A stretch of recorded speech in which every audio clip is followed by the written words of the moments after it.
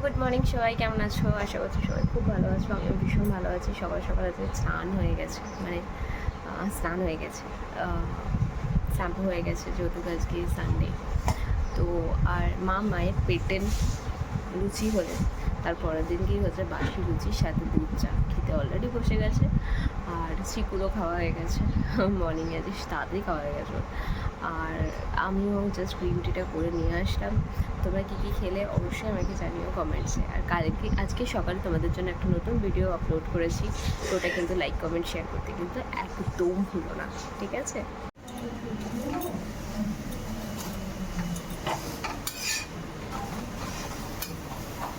Sunday মানে হচ্ছে mutton. তো মাটন অলরেডি হয়ে যাচ্ছে, আমি বসিয়ে দিচ্ছি।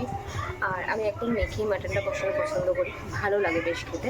আর এদিকে কচু দিয়ে ইলিশ মাছ দিয়ে হচ্ছে, রেসিপিটা অবশ্যই তোমাদের সাথে শেয়ার করবো। আর সাথে থাকবে ডাল, আলু ভাজা, চাটনি, পাঁপড়, ম্যান্ডেটারি দুটো। তো তোমাদের বাড়িতে কী রান্না হচ্ছে অবশ্যই আমাকে জানিও। আর রেসিপিটা যেটা শেয়ার করছি এটা কিন্তু অবশ্যই বাড়িতে ফলো করো, ঠিক আছে? অলরেডি বসে গেছে।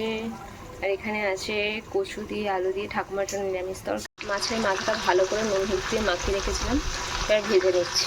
এখানে কিছুটা ভাজা অলরেডি হয়েছে, মাটনটা অলরেডি কমপ্লিট। কচু আর আলুটা কেটে রাখা হয়েছে, আমি সেদ্ধ করি না, আমি তেলে একটু ভেজে নিই। তোমরা যারা পারবে তারা একটু সেদ্ধও করে নিতে পারো, অসুবিধা নেই তাতে করে।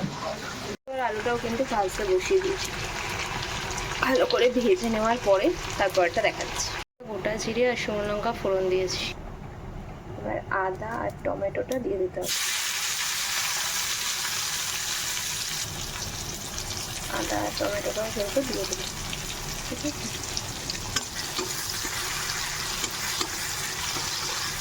ভালো করে একটু নাড়াচাড়া হলে, আবার গন্ধটা বেরিয়ে গেলে তারপর কিন্তু এর মধ্যে দিতে হবে জিরের গুঁড়ো, শুকনো লঙ্কা মানে কাশ্মীরি রেড চিলি পাউডার আর ঝাল লঙ্কার গুঁড়ো, ব্যাস। তারপর মশলাটা একটু কষে এলে জল দিয়ে আলু আর কচুগুলো দিয়ে ভালো করে নাড়াতে হবে। গুঁড়ো, লঙ্কার গুঁড়ো যেরকম বললাম, রোজকার যা যা লাগে, হলুদ, একটু মিষ্টি, নুন সব দিয়ে ভালো করে মশলাটা কষে আসলে কিন্তু আলু আর কচুটা দিয়ে সাথে মাথাটাও।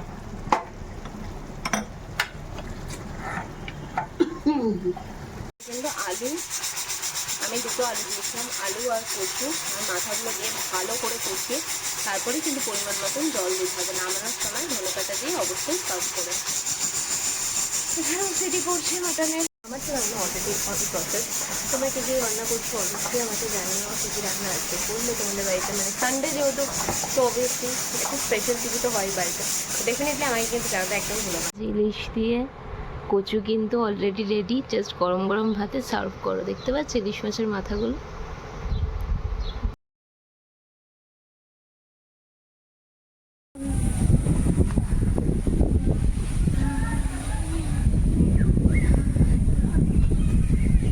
এটা একটা নতুন জায়গার আছে, তোমাদেরকে সন্ধান দিচ্ছি, নামটা আমি পরে রিভিল করব। জায়গাটা খুব সুন্দর, অসাধারণ। এরপর যেখানটা যাব ওটা আরও সুন্দর।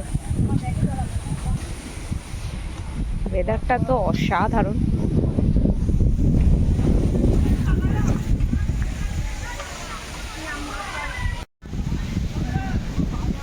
এই জায়গাটা প্রথম ভালো করে রিনোভেট হচ্ছে, এত সুন্দর জায়গাটা, তোমাদেরকে কি বলবো। আমিও আজকে ফার্স্ট টাইমই কিন্তু এখানে ভিজিট করতে এলাম। খুব সুন্দর জায়গাটা, অসাধারণ জায়গাটা। তোমাদের সাথেও দেখাবো, ভিডিও অবশ্যই শেয়ার করবো, আর তোমাদেরকে লোকেশনটাও বলবো।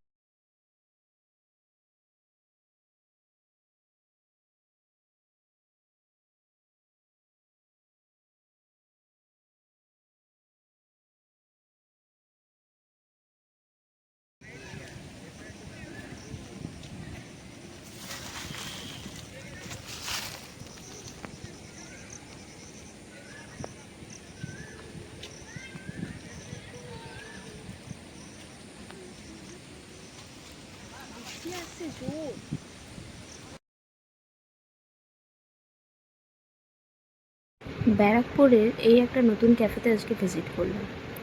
খুব সুন্দর ক্যাফেটা, মেলিং পট।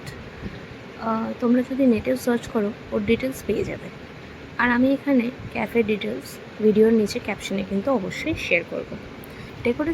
ডেকোরেশনটা খুবই সুন্দর। ছোট্টর মধ্যে ক্যাফেটা এত ভালো একটা ক্যাফে করেছে যে তোমাদেরকে কী বলবো। ওই যে ওই কোণার দিকে একটা সেলফি জোন আছে। আর এগুলো আজকে ছিল আমার food, drinks, cheese omelette with bread, খুব ভালো। আর এই যে বাইরে দেখছো এটা কি, এটা কিন্তু এটা সবাইকে আমি অলরেডি বাড়ি এসে গেছি। আজকে অনেক জায়গাতে গেছি, নতুন অনেক কিছু তোমাদেরকে পোস্ট দেবো, সব কিছু বলবো। চলো তাহলে ভিডিওটা এখানেই শেষ করছি। প্রত্যেকে খুব ভালো থাকবে, সুস্থ থাকবে, আর আমার ভিডিও অবশ্যই দেখতে থাকবে। লাইক কমেন্ট শেয়ার কিন্তু একদম মাস্ট, ঠিক আছে? চ্যানেলটা কিন্তু সাবস্ক্রাইব করতে একদম ভুলো না। চলো তাহলে বাই, গুড নাইট।